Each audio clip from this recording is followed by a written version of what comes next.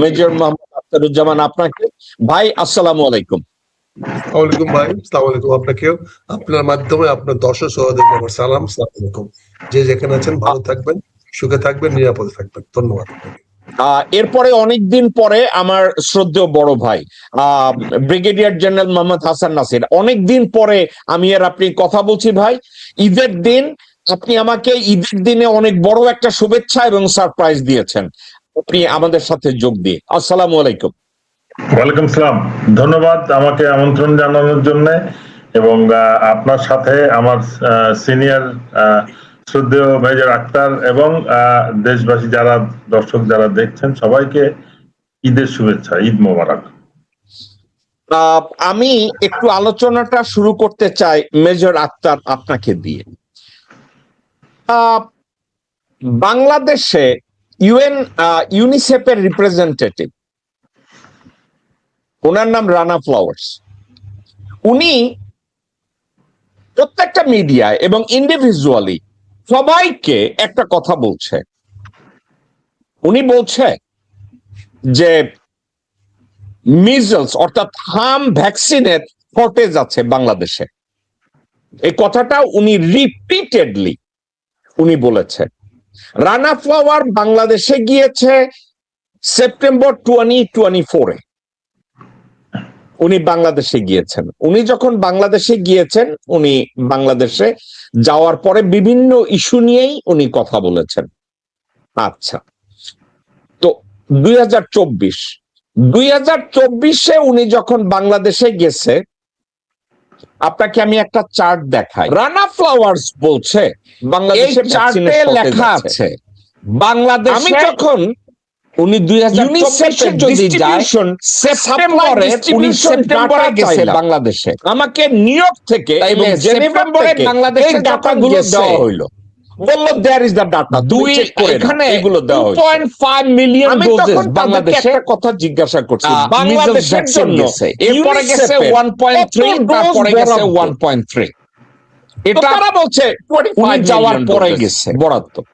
এবং আমি তাদেরকে যখন জিজ্ঞাসা করছি 2025-এ 25 মিলিয়ন বরাদ্দ, কিন্তু 2023-এ দেখেন এগুলো 5.3 মিলিয়ন। এখন একটা মজার কথা, 2024-এ মজার কথাটা হলো 1 মিলিয়ন এই কেন ডিস্ট্রিবিউট করা হলো বাংলাদেশে? ওই সময় ইউনিসেফের রিপ্রেজেন্টেটিভ 2023-এর দিকে কনসার্ন দেখায় নাই, হঠাৎ করে 2023 সরকারের সময় এই কনসার্নটা কেন দেখায়? 2024-এ আমাকে জবাবে বলা হয়েছে would you be kind enough to be in touch with the representative in Bangladesh? Confusion Nasir ভাই, মেজর রানা ফ্লাওয়ার্স বলছে বাংলাদেশে ভ্যাকসিনের শর্টেজ আছে। আমি যখন ইউনিসেফের ডিস্ট্রিবিউশন ডাটা চাইলাম, আমাকে নিউ ইয়র্ক থেকে এবং জেনেভা থেকে এই ডাটাগুলো দেওয়া হইলো। বললো দেয়ার ইজ দ্য ডাটা, তুমি চেক করে নাও, এগুলো দেওয়া হয়েছে। আমি তখন তাদেরকে একটা কথা জিজ্ঞাসা করছি, বাংলাদেশের জন্য ইউনিসেফের কত ডোজ বরাদ্দ? তো তারা বলছে 25 মিলিয়ন ডোজেস বরাদ্দ। এখন আমি তাদেরকে যখন জিজ্ঞাসা করছি 25 মিলিয়ন বরাদ্দ, কিন্তু 2023-এ 5.3 মিলিয়ন এবং 2024-এ 5.1 মিলিয়ন কেন ডিস্ট্রিবিউট করা হইলো বাংলাদেশে? ওই সময় ইউনিসেফের রিপ্রেজেন্টেটিভ একবারও কোনো কনসার্ন দেখায় নাই, হঠাৎ করে অন্তর্বর্তীকালীন সরকারের সময় এই কনসার্নটা কেন দেখাইলো? আমাকে জবাবে বলা হয়েছে would you be kind enough to be in touch with the representative in Bangladesh? Nasir ভাই, মেজর আক্তার ভাই চলে গেছে, আমি আপনাকে আমি কথাগুলো বলছি, আক্তার ভাই আসলে উনি আবার রেসপন্স করবে। এখন আমি ঢাকায় পরপর 2বার ইমেল করলাম রানা ফ্লাওয়ার্সকে এবং তার অ্যাসিস্ট্যান্টদের, যে আমার কিছু কথা আছে, আমার সাথে যোগাযোগ করো, কিন্তু আমার সাথে যোগাযোগ করে নাই। এরপরে আমি দেখলাম হঠাৎ কইরা পররাষ্ট্র উপদেষ্টা ডক্টর মোহাম্মদ ইউনূসের আমলের তৌহিদ হোসেন আর এই রানা ফ্লাওয়ার্স 2-3টা মিটিং করছে এই আলাপ আলোচনার পরে, এবং হঠাৎ করে দেখি তৌহিদ ডক্টর মোহাম্মদ ইউনূসের বদনাম করা শুরু করে দিছে কিচেন ক্যাবিনেট নিয়ে, ডক্টর মোহাম্মদ ইউনূসের ফর্মুলা নিয়ে, আমার কেন জন্য সাবজেক্ট একটু রহস্যাবৃত্ত। তো হাসান নাসির ভাই, আপনাকে আমি প্রথম একটা কথা বলি, 2023-এ ডোজ গেছে 5 মিলিয়ন, 2024-এ গেছেও 5 মিলিয়ন, আর ডক্টর মোহাম্মদ ইউনূস তালায় গেছে 25 মিলিয়ন। এখন এই 25 মিলিয়ন ডোজ যাওয়ার পরে বাংলাদেশে শিশু মৃত্যু হঠাৎ করে এই 400-500 এটা হইল কি কইরা? যদি মেজর আক্তার আপনি এই কোশ্চেনটা নেন, মানে আমাদের 2023-এ ভ্যাকসিন গেল 5 মিলিয়ন, 24-এ গেল 5 মিলিয়ন, 25-এ গেল 25 মিলিয়ন ডোজ, কিন্তু 23-এ কত মৃত্যু হয়েছে এইটা নিয়ে রানা ফ্লাওয়ার কথা কইতেছে না, প্রশাসন ক্যাডার কথা কইতেছে না, বাংলাদেশ সরকার কথা বলতেছে না। 24-এ কেন মৃত্যু কত হয়েছে জানে না, ডোজ কত গেছে জানে না, এটা নিয়ে কেউ কথা বলে না। কিন্তু 25-এ ডক্টর মোহাম্মদ ইউনূসের সফলতা 25 মিলিয়ন গেছে, কিন্তু রোগী মরতেছে, নাম্বার নিয়ে কথা বলা হইতেছে। তার কাছে সবকিছু নরমাল মনে হয় মেজর আক্তার, নাকি কিছু একটা ধোঁয়াশা মনে হয়? আপনি কি দেখেন মেজর আক্তার? ধন্যবাদ। আসসালামু আলাইকুম। আসসালামু আলাইকুম, ধন্যবাদ। আসসালামু আলাইকুম brigadier Nasir, nice to meet you. আপনার সঙ্গে দেখা হলো, ধন্যবাদ। আসসালামু আলাইকুম। আসলে বিষয়গুলো অনেকটা কেমন যেন মনে হচ্ছে ধোঁয়াশে ধোঁয়াশে। আপনি যেখানে বলছেন 25 মিলিয়ন ডোজ ইউনিসেফ আমাদেরকে দিবে, মানে রেখেছে 25 মিলিয়ন ডোজ, মানে দেখেন মিলিয়ন মানে কি, প্রায় 2,50,00,000 ডোজ। আমার এখানে টোটাল আমরা ডিমান্ড আমাদের শিশু আমাদের 30 থেকে 35 লক্ষ। 30 থেকে 35 লক্ষ শিশুর জন্য আমি 2-2.5 কোটি ডোজ দিয়ে কি করব? আমার 30 লক্ষ শিশুর জন্য বাৎসরিক প্রয়োজন 2টা ডোজ, 2.5টা ডোজ গড়ে হয়, তাহলে দেখা যাচ্ছে 60 থেকে 65 লক্ষ, অর্থাৎ 6.5 মিলিয়ন ডোজ হইলে আমাদের বাংলাদেশের জন্য যথেষ্ট। কিন্তু ইউনিসেফ সেখানে অ্যালটমেন্ট আমাকে কোটা হয়তো 25 লক্ষ দিয়ে রেখেছে, যে আমরা চাইলে এত লক্ষ পর্যন্ত আমরা প্রকিউর করতে পারবো।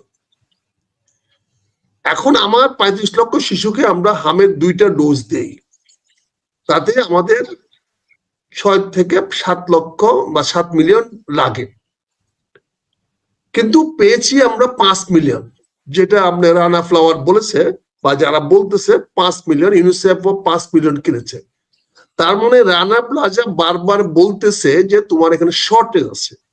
এটা কিন্তু স্ট্যাটিস্টিক্যালি কারেক্ট, কারণ অঙ্কের নিয়মে আঙ্কি হিসাবে আমার দরকার 6 মিলিয়ন, কিন্তু আমি পাচ্ছি 5 মিলিয়ন। এখন যে মৃত্যুগুলো হচ্ছে, এই মৃত্যুগুলোর দায় ইউনিসেফ নিতে চাচ্ছে না, এই মৃত্যুগুলোর দায় বর্তমান সরকার নিতে চাচ্ছে না। তাহলে দায়টা কোথায় যাবে? এই মৃত্যুর যেভাবে স্কোরবোর্ড তৈরি করেছি, আপনি ধরেন প্রতিদিন তো একজন লোক মারা যাবে। একজন লোক যদি মারা যায়, আপনি যদি স্ট্যাটিস্টিক নেন, বছরের শেষে বলবেন 365 জন লোক মারা গেছে, বিগ ফিগার। কিন্তু এই রেকর্ডটা বা এই স্কোরবোর্ডটা কেন বানাচ্ছেন? 5 জন 7 জন মারা যাবে। আমি তো আপনাকে আগেও বলেছি, বাংলাদেশে 30 থেকে 35 লক্ষ শিশু প্রতি বছর জন্মগ্রহণ করে।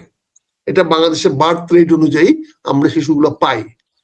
তার শিশুদের মধ্যে থেকে 0 to 5 ইয়ার্স বা 6 ইয়ার পর্যন্ত বাচ্চাদের মৃত্যুর হার হইল 1000-এ 30 থেকে 35 জন, অর্থাৎ 0.003%। মানে এটা হলো মৃত্যুর হার। এটা মৃত্যু হার হলো বছরে দেখা যাচ্ছে প্রায় 8 থেকে 9,000 শিশু মারা যাবে। তাতে গড়ে অ্যাভারেজ প্রায় 200-300 বাচ্চা পার মান্থ চলে আসে। যাই হোক, আমি সেটা যাচ্ছি না। এখন যেহেতু এই যে মৃত্যুর কাফেলাটা বড় হচ্ছে, আশা করছি দোষারোপ করার কারণে কি হচ্ছে, আমরা সবাই দায় এড়াতে চাচ্ছি। আজকে ইউনিসেফ এড়াতে চাচ্ছে, ইউনিসেফ বলতে চাচ্ছে না আমি তো তোমাকে ওষুধ দিই না, আমি তোমার ওষুধ কোঅর্ডিনেট করি। এখানে যেটা বলা হচ্ছে যে বাংলাদেশের হাম টিকা সংকট শুধুমাত্র একটি সরল রাজনৈতিক বিতর্ক হিসেবে দেখতে হবে না, এটি ছিল রাষ্ট্রীয় সক্ষমতা, আন্তর্জাতিক সমন্বয়, সর্বব্যবস্থা এবং নীতিগত সিদ্ধান্তের জটিল আন্তঃসম্পর্কের একটি বড় উদাহরণ। এখানে পুরো দায় শুধু ইউনিসেফের উপর চাপানো যেমন বাস্তবসম্মত নয়, তেমন অন্তর্বর্তী সরকারের সিদ্ধান্তগুলোকে প্রশ্নের ঊর্ধ্বে রাখাও যুক্তিসঙ্গত নয়। বরং উপলব্ধি তথা ঘটনা প্রভাব বিশ্লেষণ করলে দেখা যায় সংকটটি তৈরি হয়েছিল আন্তর্জাতিক সরবরাহ চাপ, নীতিগত রূপান্তর, সংগ্রহ ব্যবস্থার অস্থিরতা এবং পর্যাপ্ত প্রস্তুতির ঘাটতির সমন্বয়ে। এই চারটি বিষয়কে আপনি পর্যালোচনা করতে হবে। এখানে ইউনিসেফ তার দায় এখন এড়াতে চেষ্টা করতেছে। তার দায়টা সে এখন ইউনিসেফ চাচ্ছে অন্তর্বর্তীকালীন সরকার চাপাইতে, আর অন্তর্বর্তীকালীন সরকার চাপাতে চাচ্ছে ইউনিসেফের উপরে। এবং এই দুইটার মাঝখান থেকে প্রকৃত যে কালপ্রিট সে ধরা পড়তেছে না। এখানে আমি কয়েকটি বিষয় বলতে চাই, আমি একটু নিরপেক্ষ কিছু কথা বলতে চাই। সেটি হচ্ছে ইউনিসেফ মূলত একটি আন্তর্জাতিক সমন্বয়কারী সংস্থা। তারা টিকা উৎপাদন করে না, বরং বিশ্ব স্বাস্থ্য সংস্থা অনুমোদিত প্রস্তুতকারকদের সঙ্গে চুক্তি, সরবরাহ পরিকল্পনা, কোল্ড চেইন সমন্বয় এবং বিভিন্ন দেশের জন্য বরাদ্দ ব্যবস্থা সহায়তা করে। কিন্তু কোন সার্বভৌম রাষ্ট্রের নীতিগত সিদ্ধান্ত তারা নিয়ন্ত্রণ করতে পারে না। যদি কোন সরকার বিদ্যমান সংগ্রহ ব্যবস্থা পরিবর্তন সিদ্ধান্ত নেয়, নতুন পদ্ধতি চালু করতে চায় বা অনুমোদন ও প্রশাসনিক প্রক্রিয়ার বিলম্ব ঘটে, তখন ইউনিসেফ একভাবে সেই সংকট ঠেকাতে পারে না। যেই ফাইটটি এখন চলতেছে, এখানে আরো একটি গুরুত্বপূর্ণ বিষয় আমি আপনাদের সামনে তুলে ধরতে চাই। কোভিড পরবর্তী বৈশ্বিক সরবরাহ ব্যবস্থা তখন চাপ ও পুনর্বিন্যাসের মধ্যে দিয়ে যাচ্ছিল। উৎপাদন সক্ষমতা, কাঁচামাল, আন্তর্জাতিক পরিবহন এবং টিকা বরাদ্দ সব ক্ষেত্রে অনিশ্চয়তা ছিল। বিশেষ করে হাম টিকার মতো সংবেদনশীল ক্ষেত্রে বিশ্বব্যাপী অনুমোদিত প্রস্তুতকারকদের সংখ্যা সীমিত হয় সরবরাহ ব্যবস্থাকে অত্যন্ত সতর্কতার সঙ্গে পরিচালনা করা প্রয়োজন ছিল। এই প্রেক্ষাপটে ইউনিসেফ পরবর্তীকালে জানিয়েছে যে তারা সম্ভাব্য সংকট নিয়ে একাধিকবার সতর্ক করেছিল, অর্থাৎ ঝুঁকি সম্পর্কে আন্তর্জাতিক পর্যায়ে উদ্বেগ ছিল। কিন্তু এখানে রাষ্ট্রীয় সিদ্ধান্তের ঝুঁকিপূর্ণ আসে। একটি প্রতিষ্ঠিত সরকার ব্যবস্থাকে সবচেয়ে গুরুত্বপূর্ণ বিষয় হলো প্রযুক্তি, প্রস্তুতি, মজুদা, বহুমুখী সরবরাহ চ্যানেল এবং দীর্ঘমেয়াদী নিশ্চয়তা ছাড়া বড় কথা নয়। পরিবর্তনের উদ্যোগ ছিল, সবচেয়ে সম্ভব ছিল, ঝুঁকি প্রকৃত ছিল একটি নিরবিচ্ছিন্ন সবচেয়ে গুরুত্বপূর্ণ বিষয় হলো সম্ভব মূল সমস্যা কিনবো, কোথা থেকে কিনবো সেটা বড় কথা নয়। সবচেয়ে সম্ভব ছিল, প্রকৃত প্রশ্ন ছিল একটি নিরবিচ্ছিন্ন বিশ্ব স্বাস্থ্য সংস্থা অনুমোদিত এবং সংবেদনশীল টিকা সরবরাহ ব্যবস্থা কিভাবে অক্ষুণ্ণ রাখা হবে। কারণ ভ্যাকসিন সংগ্রহ সাধারণ পণ্য কেনার মতো নয়। সাধারণ ক্রয় ব্যবস্থার বিলম্ব প্রশাসনিক সমস্যা তৈরি করতে পারে, কিন্তু টিকা সংগ্রহে বিলম্বে সরাসরি জনস্বাস্থ্য ঝুঁকিতে পরিণত হতে পারে। এটা মনে রাখতে হবে, এটা ঝুঁকির ব্যাপার, এটা ফেলিউরের ব্যাপার না। এটার সঙ্গে জনগণের, শিশুদের স্বাস্থ্য সম্পর্ক, তাদের জীবন ব্যবস্থা সম্পর্ক। এখানে সবচেয়ে পরিণত অবস্থা হওয়া উচিত ছিল,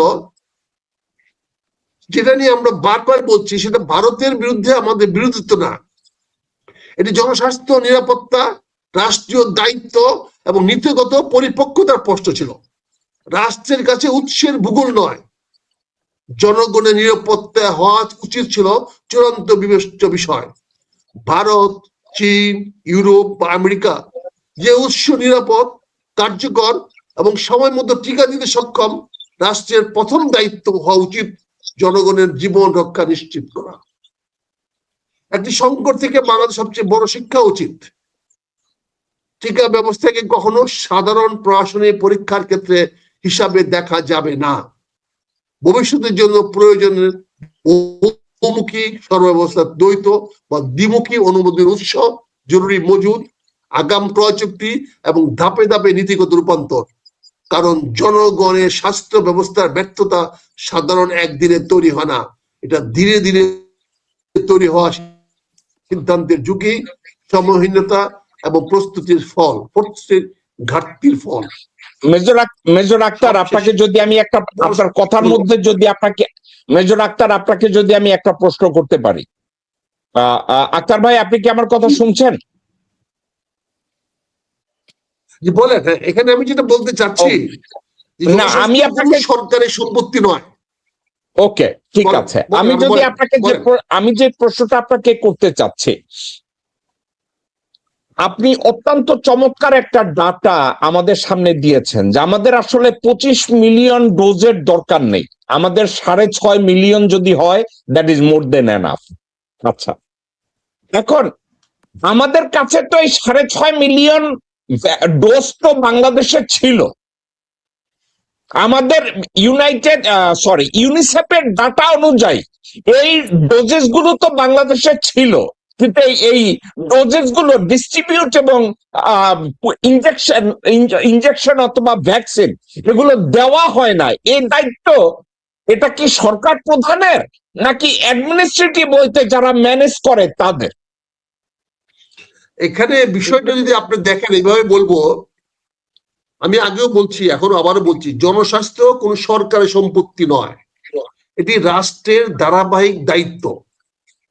সরকার বদলায়, নীতি বদলায়, কূটনৈতিক সম্পর্ক বদলায়, কিন্তু যদি একটি শিশু টিকা মিস হয়, সেই ঝুঁকির মূল্য অনেক সময় পুরো প্রজন্মকে বহন করতে হবে। আমি একমত আপনার সাথে, আমি আপনার সাথে দ্বিমত পোষণ করছি না, কার কথা। এখানে আমাদের যে বিষয়টা হয়েছে সেটা ছিল ব্লেম গেম। যেটা আপনি বললেন যে আমার 6 থেকে 6.5 লক্ষ মিলিয়ন হইলে আমার হয়ে যাচ্ছে। ইউনুস সাহেব আপনার এই রানা বলতেছে যে এখানে আমি 5 মিলিয়ন দিতে পারতেছি, তার মানে অ্যাবাউট 500 মিলিয়ন, 5 লক্ষ ডোজ আমার শর্টেজ আছে। এটা statistically correct, but is it ignorable? কারণ এমন অনেক আছে যে সমস্ত ছেলেমেয়েরা, বাচ্চারা, মায়েরা ভালো ভাবে বাচ্চা প্রসব করে, মা স্বাস্থ্য ভালো, ডিউরিং প্রেগনেন্সি বাচ্চার যখন প্রিকশন না হয় তখন সেই বাচ্চাগুলাকে ডোজ না দিলেও চলে। অতীতে যখন আগে হামের ডোজ বা সব ডোজ দেওয়া হতো না, তখন তো 100% বাচ্চা মারা যেত না।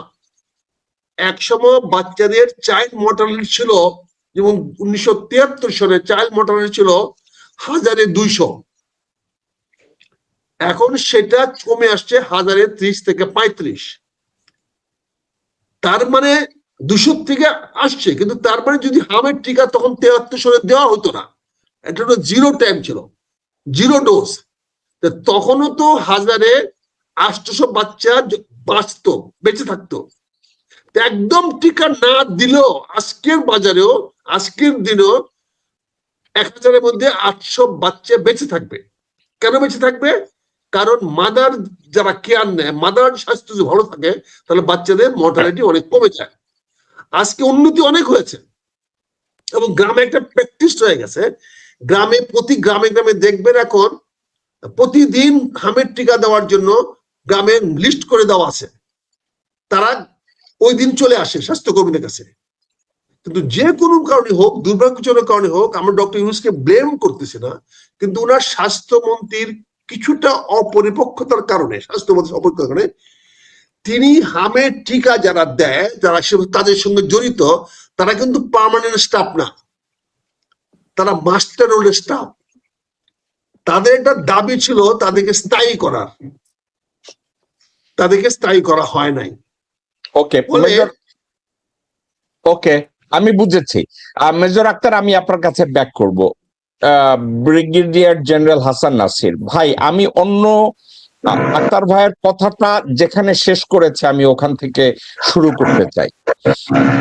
আক্তার ভাই বলছে ডক্টর মোহাম্মদ ইউনূসের যে স্বাস্থ্য উপদেষ্টা ছিল আর এক্সিকিউশনে অথবা অর্ডার এক্সিকিউশন করার ব্যাপারে গাফেলতি ছিল, ইচ্ছাকৃত ভাবে ডক্টর মোহাম্মদ ইউনূসের স্বাস্থ্য মন্ত্রণালয়ের পদক্ষেপকে স্লো ডাউন করা হয়েছে, নাকি কোভিড ভ্যাকসিনের পরে যখন সেরাম ইনস্টিটিউট অফ ইন্ডিয়া আমাদেরকে কোভিড-19 এর ভ্যাকসিন দেয় না, টাকা নেওয়ার পরেও স্বাস্থ্য মন্ত্রণালয় থেকে এবং ডক্টর মোহাম্মদ ইউনূসের কাছ থেকে পলিসি ওয়াইজ সাবজেক্টটাকে কাউন্টার করা হয়েছে।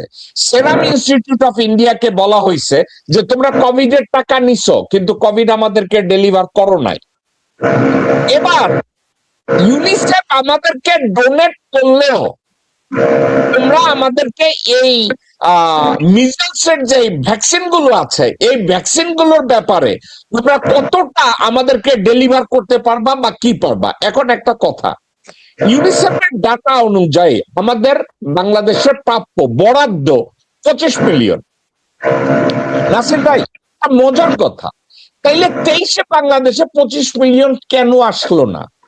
ওখান থেকে বলা হয় যে কোনো কান্ট্রি যদি 25 মিলিয়ন ধরো বাংলাদেশের জন্য বরাদ্দ তারা যদি না চায়, তাইলে তারা বলতে পারে যে আমরা এতটা চাই, বাকি অংশ ওই কান্ট্রিকে দেওয়া হোক। এই কথাটা তারা বলতে পারে। অর্থাৎ গ্রহিত কান্ট্রি চাইলে তাদের উপরের বরাদ্দ অন্য কান্ট্রিতে দিতে পারে। তাইলে 23-এ এবং 24-এ হাসিনা শেখ এবং আওয়ামী লীগ বাংলাদেশের জন্য বরাদ্দ ভ্যাকসিন আর ভারতের ফেভারে ছাইড়া দিছে। আর আরেকটা কথা, 24-এ তো ভ্যাকসিনের শর্টেজ ছিল না, 25-এও শর্টেজ ছিল না। আমি যদি নাসির ভাই আপনাকে বলি যে ডক্টর মোহাম্মদ ইউনূসের আমলে ভ্যাকসিনও ছিল, উপদেষ্টারাও ছিল, কিন্তু এই সময় স্বাস্থ্য পলিসিকে লাইনচ্যুত করার জন্য, বদনামটা দেওয়ার জন্য এবং ভারতের এই উৎপাদনকারী ফার্মাসিউটিক্যাল সিরাম ইনস্টিটিউটকে বাংলাদেশে আবার ঢুকানোর জন্য একটা ষড়যন্ত্র করা হয়েছে। জনগণ যদি এটা মনে করে, আপনার দৃষ্টিভঙ্গি কিভাবে দেখবে? জি, ধন্যবাদ।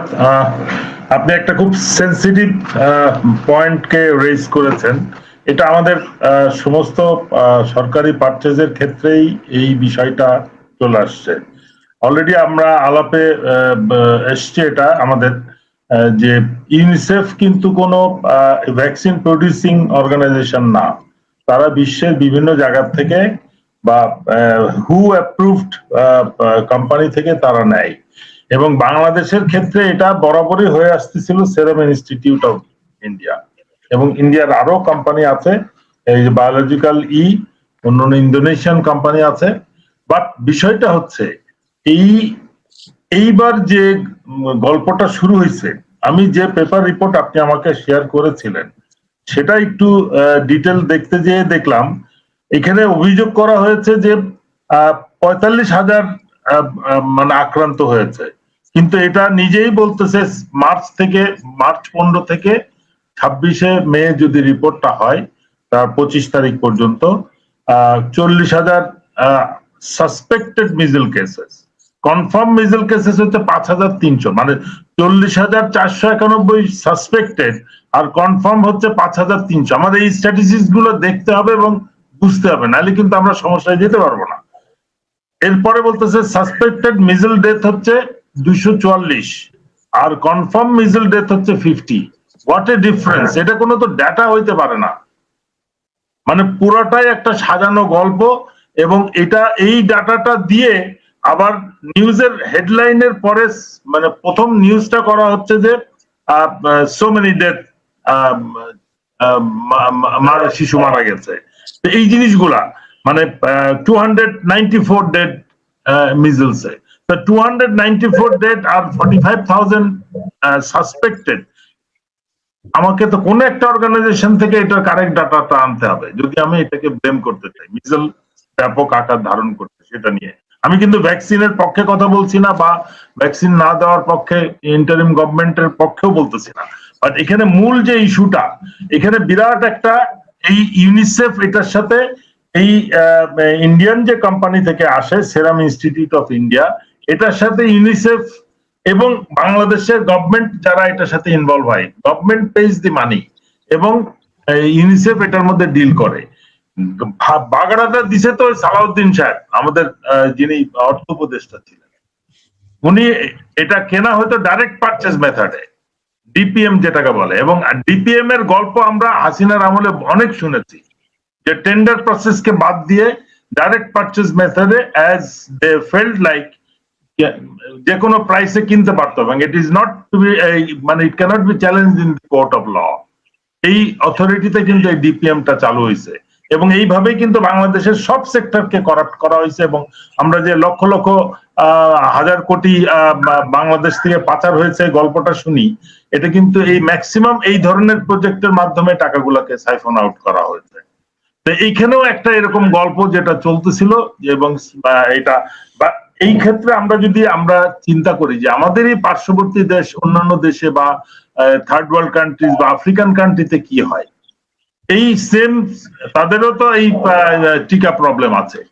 সব দেশে কিন্তু একটা সিস্টেমের মধ্যে তারা কাজ করার চেষ্টা করে। এই কন্ট্রাক্ট গুলো হয় কিন্তু মোস্টলি এই টিকাগুলো রিসোর্স করতে একটা হচ্ছে যে ইউনিসেফ থেকে নেয়, ইউনিসেফ আবার তাদের বিভিন্ন এজেন্সি যেটা আছে কোভ্যাক্স বা গাভি যেটাকে বলে গাভি দি ভ্যাকসিন অ্যালায়েন্স, এটার মাধ্যমে নেয়। আর সেকেন্ড হচ্ছে সরাসরি কোম্পানি থেকে সরকার ক্রয় করে। আবার অন্য দেশ হলে G2G কন্ট্রাক্টে নেয়, আবার নিজের দেশে যে প্রোডাকশন সেটার মাধ্যমে তারা ভ্যাকসিনটা প্রকিউর করে। বাংলাদেশে এটা 100% এটা সেরাম ইনস্টিটিউট অফ ইন্ডিয়া থেকে ইউনিসেফের মাধ্যমে ক্রয় করা হচ্ছিল। এটা রেট কি আছে, অন্য দেশের সাথে রেটের কি পার্থক্য এটা আমি জানি না। এটা নিশ্চয়ই এটার মধ্যে এমন কোন অ্যাট্রাকশন আছে যে ইউনিসেফ চায় নাই যে এই সিস্টেমটা চেঞ্জ হোক।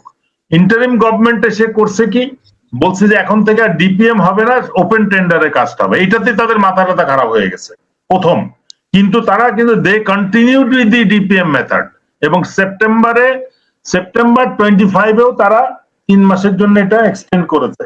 এটা কিন্তু আমি সব নিউজ পেপার আর মিডিয়া থেকে কালেক্ট করেছি যে এই যে কন্ট্রাক্টটা ছিল এটা সেপ্টেম্বর 25-এও 3 মাসের জন্য এক্সটেন্ড করছে। ইন্টারিম গভর্নমেন্ট যেটা করেছিল সেটা হচ্ছে যে এই ডিপিএমটা 3 মাসের জন্য রিনিউ হবে, at the same time open এই টেন্ডারে ওষুধটা প্রকিউর হবে।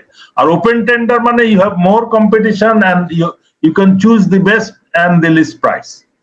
এই জিনিসটা এই যারা একচেটিয়া ডিপিএম এর মজা লুটতেছে এবং এটার সাথে আমার দৃঢ় বিশ্বাস ইউনিসেফের যারা আছে, গভর্নমেন্ট অফিসার যারা বাংলাদেশে এই পারচেজের সাথে ইনভলভ আছে, তারা সবাই মিলে এই নিউজ গুলা করাচ্ছে। এবং এটার সাথে আমাদের বাংলাদেশেরই একটা গোষ্ঠীর 2টা পত্রিকা বাংলা ইংরেজি শুরু করছে, তারা ইস্যুটা নিয়ে আলাপ শুরু করছে এবং এটা নিয়ে তারা জনগণকে অস্থির করার একটা চেষ্টা করতেছে। বিষয় কিন্তু এটা, বাংলাদেশের আরো অনেক সমস্যা আছে। এই শিশুর আপনি যে কোনো হাসপাতালে যে একটা চাইল্ড ওয়ার্ডের ট্রিটমেন্টের দেখলে অবস্থা দেখলে কিন্তু আপনি পাতার পর পাতা নিউজ পেপার রিপোর্ট করতে পারবেন, বাট সেটা নিয়ে কিন্তু এই সমস্ত পত্রিকার এলিট পত্রিকাদের কোনো মাথা ব্যথা নাই। তারা কিন্তু ওই ভ্যাকসিন নিয়ে, বিকজ যারা এটার সাথে involve they must have please them যে তোমরা এই রিপোর্টটা করো। এবং pleasing a newspaper or 1 or 2 from the same group যারা কন্টিনিউয়াসলি এটা হ্যামার করতেছে, তার মানে they have invested lot of money on them. এটা বুঝতে হবে। মূল গল্পটা কিন্তু এখান থেকে যে এই ডিপিএমটা চালু রাখতে হবে এবং ওপেন টেন্ডারে যাওয়া যাবে না, তাহলে তাদের এই একত্র স্বাধীনতা থাকবে না। আমাদের এখন রিকোয়ারমেন্ট যেটা হলো যে আগে 5 মিলিয়নে হতো, এখন কেন 25 মিলিয়ন? উদ্দেশ্য যত কিনবে তত টাকা, তত কমিশন, তত লাভ। এই বাচ্চা মরে গেল কি বাঁচলো সেটা তো বিষয় না। বাংলাদেশের বাচ্চা যদি কনসার্ন হতো তাহলে কিন্তু এত মেডিসিন আনা লাগতো না। এই যে আপনি যে 25 সালের যে ইনজেকশনটা দিলেন, কিন্তু মেডিসিন গুলো গেছে কোথায়? এবং এই কোল্ড চেনটা কি কোনো হিসাব নেওয়া? এবং এটা ফ্রি না, এমন তো না যে কেউ এখন আমাদের জনগণের পয়সায় যেহেতু এটা কেনা, এটা আমাদের কিন্তু এই প্রশ্ন করার অধিকার আছে যে কোল্ড চেন মেইনটেইন করে এত ওষুধ আনলো, এই টেম্পারেচারে এই এরপরেও বাচ্চারা মারা যায়, বিদেশ থেকে আনা প্রডিউস হয়। মূল বিষয়টা হচ্ছে যে ওই টেম্পারেচারে ইনজেকশন এটা কিন্তু মেইনটেইন করতে হয় টেম্পারেচারটা, এবং এই কোল্ড চেনটা ইজ ভেরি ইম্পর্টেন্ট, এবং এটা না হলে ওষুধ নষ্ট হয়ে যায়। তো এখন আমাদের কিন্তু জনগণের পয়সায় যেহেতু এটা কেনা, আমাদের কিন্তু এই প্রশ্ন করার অধিকার আছে যে এই ওষুধগুলো এত ওষুধ আনলো, এটা গেল কোথায়? এরপরেও বাচ্চারা মারা যাচ্ছে, এর কারণটা কি? মূল বিষয়টা হচ্ছে যে ওই যারা যে গ্রুপটার এই অ্যাডভান্টেজের ছিল, তাদের মাথা খারাপ হয়ে গেছে যে টুডে আর টুমরো যদি এই টেন্ডার প্রসেস চালু হয় তাহলে ওই একচ্ছত্র ইয়েটা আর থাকবে না। এই মূল সমস্যা কিন্তু। ওকে নাসির ভাই, আপনাকে আমি যদি জিজ্ঞাসা করি, জি, এই সেরাম ইনস্টিটিউট অফ ইন্ডিয়া, জি, the same producer that they supposed to deliver COVID vaccine. তারা বাংলাদেশ থেকে টাকা নিছে, $70 মিলিয়ন তারা অ্যাডভান্স নিয়েছিল, 70 মিলিয়ন, এবং তারা ভ্যাকসিন এক পর্যায়ে কিছু দেওয়ার পরে স্টপ করে দিছে, পরে বলছে তাদের কাছে আর ভ্যাকসিন প্রডিউস তারা করতে পারতেছে না।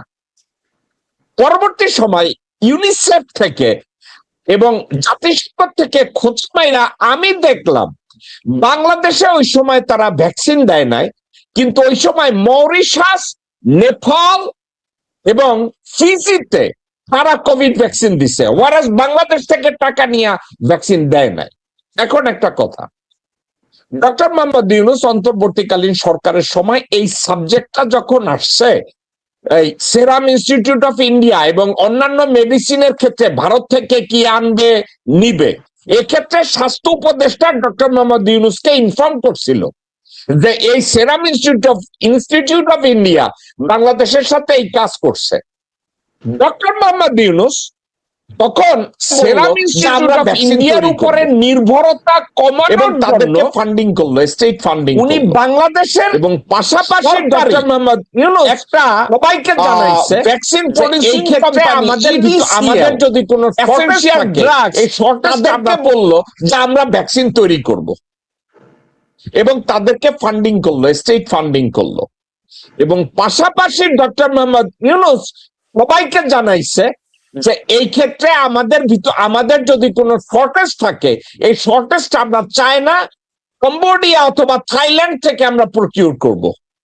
এখন এটা কি ডক্টর মোহাম্মদ ইউনূসের কি রাগ ছিল ভারতের উপরে? এটা রাগ আর ঢিল না, বাণিজ্যিক ভিত্তিতে চিন্তা করছে সেরাম ইনস্টিটিউট অফ ইন্ডিয়া পয়সা নিয়ে আমাদেরকে এর আগে কোভিড ভ্যাকসিন দেয় না, তাইলে হামের ভ্যাকসিনের ক্ষেত্রে ইন্ডিয়ার উপরে নির্ভরতা আমাদের কমাতে হবে। নাসির ভাই, আপনার মনে আছে বাংলাদেশের গার্মেন্টস এর কিছু শিপমেন্ট ভারতের কোন এয়ারপোর্ট থেকে আমেরিকা এবং ইউরোপে যাওয়ার কথা ছিল, ভারত হঠাৎ করে বলল আমাদের এয়ারপোর্ট এবং শিপিং ব্যবহার করতে দেওয়া হবে না। ওই আমলটার কথা বলছি। ডক্টর মোহাম্মদ ইউনূস ওই যে বশির সাহেব, কিস গ্রুপের বশির সাহেবকে বলছে ফাইন্ড এ অল্টারনেটিভ রাউট। ওই মুহূর্তে এই সেরাম ইনস্টিটিউট, জি ভাই, ওই সময় তো সেই ক্ষেত্রে কি আমরা ডক্টর মোহাম্মদ ইউনূস বা তার পলিসিকে দায়ী করতে পারি কোনো কারণে? প্রশ্নই ওঠে না। আমার এখানে মূল বিষয়টা কিন্তু সমস্যা ওইটা না তো। আমরা প্রথম কথা হচ্ছে এসেনশিয়াল ড্রাগকে এটা তৈরি করতে বলা হয়েছে, সেটা হচ্ছে আমাদের ন্যাশনাল প্রোডাকশন। মেবি তারা 5 মিলিয়ন করতে পারবে না, আমাকে একটা ইম্পোর্ট করতে হবে। UNICEF is one of the sources, but all countries of the world do not buy through UNICEF.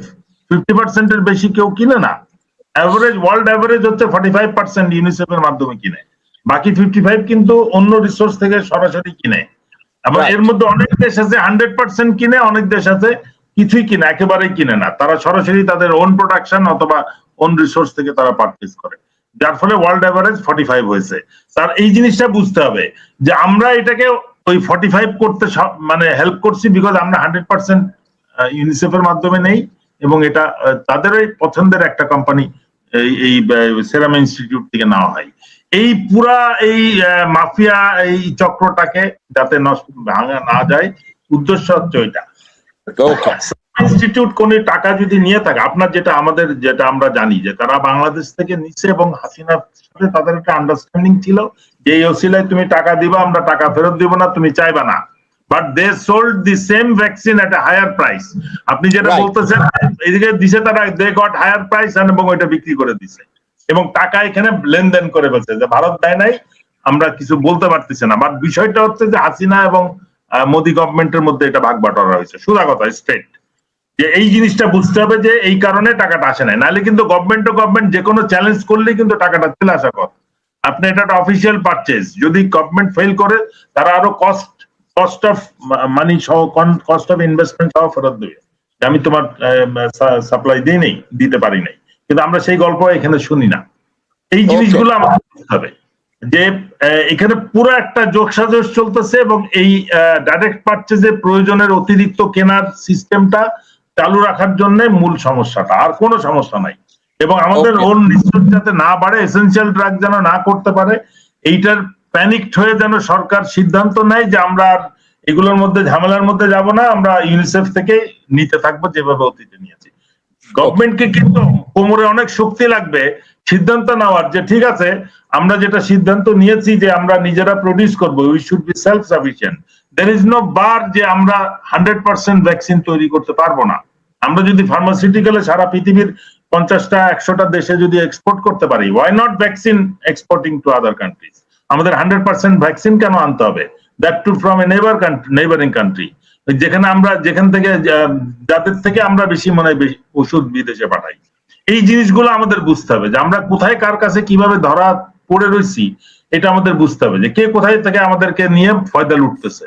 এটাও কিন্তু একটা ওই প্রয়োজনের অতিরিক্ত ভ্যাকসিন যদি ডিপিএম মেথড বন্ধ হয়ে যায় তাহলে আপনি আনতে পারবেন না সেখানে, এবং যদি ওপেন টেন্ডার হয় তাহলে সেখানেও একটা best price, best item with list price এর একটা প্রশ্ন চলে আসবে, যেটা ডিপিএম এ আপনি কাউকে প্রশ্ন করতে পারবেন না যে এই একই ভ্যাকসিন $1 আছে, তুমি কেন $5 কিনলা। এই প্রশ্নগুলো যাতে না হয় সেই জন্য কিন্তু এই মানে এই মিজলস নিয়ে, বাট সত্যিকার অর্থে আমি চাই যে পত্রিকা এটা লিখছে তারা প্রমাণ করুক ডাটা দিয়ে যে কনফার্ম মিজলস ডেথ নট 50, 500, তাহলে আমি প্যানিকড হব। তুমি তোমার পত্রিকায় ডাটা দিচ্ছ কনফার্ম মিজলস ডেথ 50, আর যে কারো জ্বর হয়ে অন্য কারণে মারা যাচ্ছে, সেই জ্বরটাকে সেই মৃত্যুটাকে আমি এই হামের খাতে ঢোকায় সারা দেশকে একটা প্যানিক করতে চাচ্ছি আর সরকারকে একটা হুমকির মধ্যে ফেলতে চাচ্ছি। আমি কিন্তু ইউনিট সরকার না নির্বাচিত সরকার সেটা বলতে চাচ্ছি না। এই গোষ্ঠীর কাজই হচ্ছে তাদেরকে জিম্মি করে একটা ফায়দা জারি রাখা বা নতুন একটা ফায়দার রাস্তা খোলা। এই মানে ইয়েটা কার্যক্রমটা এখনো চালু রয়েছে, এবং সরকার যদি শক্তির সাথে এটা শক্তি দিয়ে এবং কনফিডেন্সের সাথে যদি এটা ডিল না করতে পারে, এরাও কিন্তু আবার ওই ইউনিসেফের হাতে পড়ে যাবে এবং ওই চক্রের মধ্যে পড়ে যাবে, বলবে যে চলো আমরা যেভাবে ছিল ওইভাবে চলি।